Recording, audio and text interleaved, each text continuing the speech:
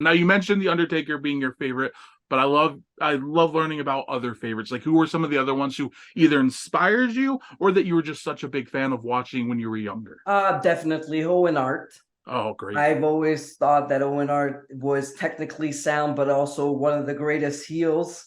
Oh, Like, amazing. I love being a heel, and a lot of things I do, I think, is inspired by Owen, whether I want it or not. I think I do it automatically, like the way he looks at people, or just the little things he does between moves. And sometimes I'll watch my matches, and I'm like, yeah, that's kind of Owen-ish. You just picked it up naturally, right? It's like osmosis. It's yeah, man, so good. And the way him, like, one of my favorite matches of all time is him versus Brett at WrestleMania 10. It's Yeah, one of the greatest openers to me for a show. amazing. So good. I like when I feel wrestling isn't good anymore, or I don't, whatever, I go back to this match and I remember why I love it so much.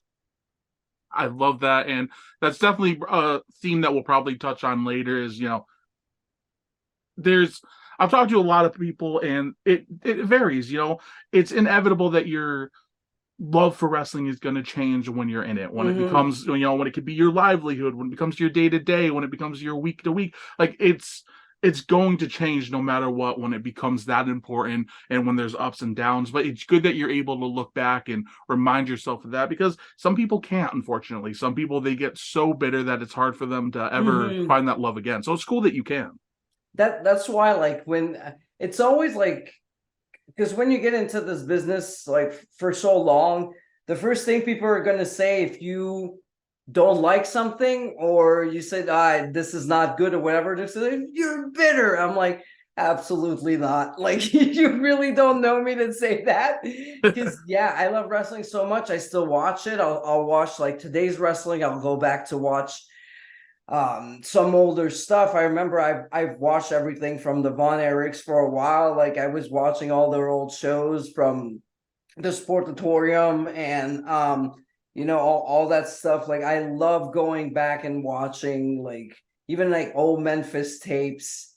The way they work is just yeah, there's a lot of moments you remember, because wrestling, it's not about moves, about moments. Mhm. And I think in the old school wrestling, you can get a lot of that. And if you can bring it today and work with today's style, but with the old school psychology, and the way, I don't know, they had a particular way to get you into the match.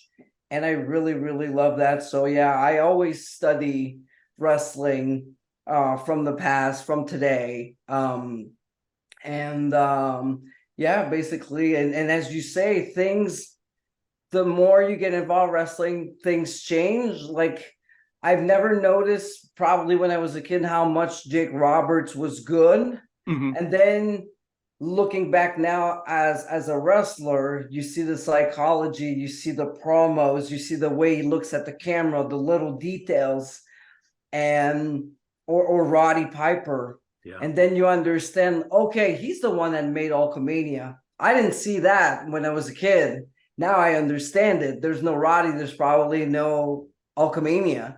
You needed the perfect heel for it to actually get somewhere. And yeah, so always going back, studying, and enjoying wrestling for what it is. I love that. I love that.